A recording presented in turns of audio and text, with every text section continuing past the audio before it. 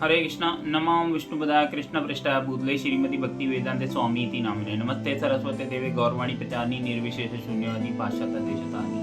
श्री कृष्ण चैतन्य प्रभु नित्यानंद श्री अद्वैत गदाधर श्री वासादि गौर भक्तिवेदांत। हरे कृष्ण कृष्ण कृष्ण हरे हरे हरे राम राम राम हरे।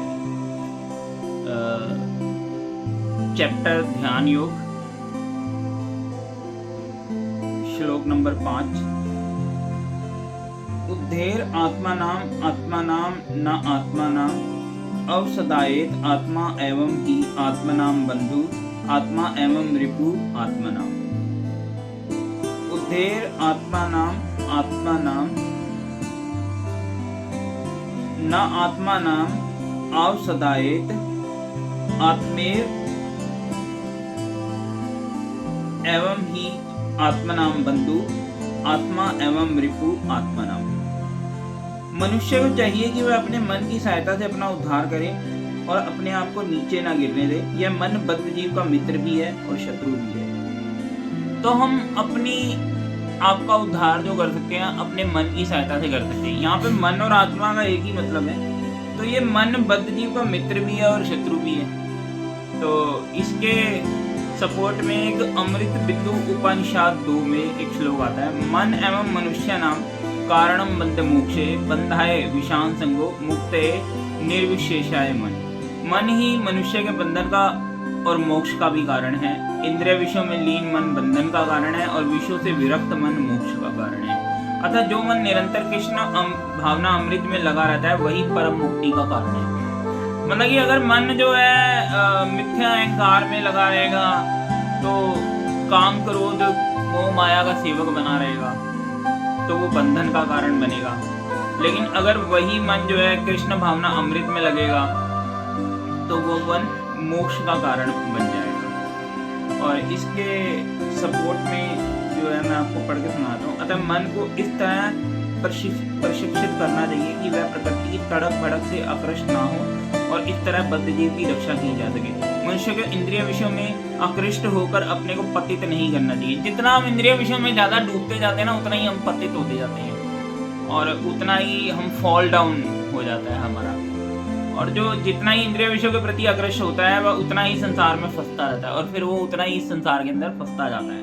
और अपने को विरत करने का सर्वोत्कृष्ट साधन यह है कि मन को सदैव कृष्ण भावना अमृत में निरत रखा जाए। यही एक साधन है और ही शब्द पर बल देने के लिए प्रयुक्त हुआ है अर्थात इसे अवश्य करना चाहिए। ठीक है। और श्लोक नंबर 6 जो है वो भी पढ़ते हैं। ये बड़ा इंपॉर्टेंट है। बंधुर आत्मा आत्मनाम तस्य येन आत्मा एवं आत्मनाम जितः अनात्मा नाम तो शत्रुते वर्तेत आत्मा एवं शत्रुवतः। फिर से पढ़ता हूँ एक बार। बंधुर आत्मा आत्मनम तस्य येन आत्मा एवं आत्मनाम जितः अनात्मा नास्तु शत्रुते वर्तेत आत्मा एवं शत्रुवतः। जिसने मन को जीत लिया उसके लिए मन सर्वश्रेष्ठ मित्र है, किंतु जो ऐसा नहीं कर पाया उसके लिए मन ही सबसे बड़ा शत्रु है। तो हमें बाहर शत्रु कहाँ ढूंढने हैं, वो हमारा मन ही हमारा सबसे बड़ा शत्रु बनेगा।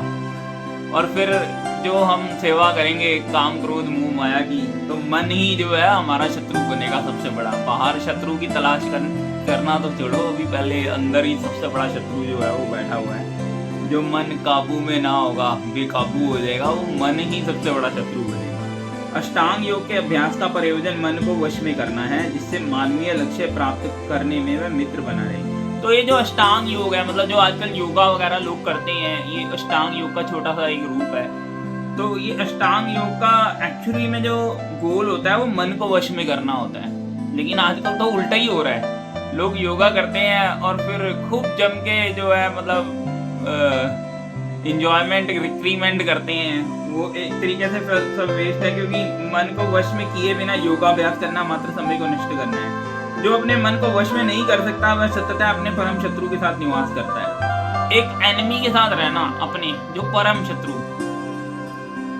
तो इट्स लाइक हेल्थ, आप एक परम शत्रु के साथ जी रहे हो और मन को वश किए बिना योगाभ्यास का करना मात्र समय को नष्ट करना है। जो अपने मन को वश में नहीं कर सकता, वह सतत अपने परम शत्रु के साथ निवास करता है और इस तरह उसका जीवन और लक्ष्य दोनों ही नष्ट हो जाते हैं। तो उसका जीवन और लक्ष्य दोनों ही नष्ट हो जाते हैं।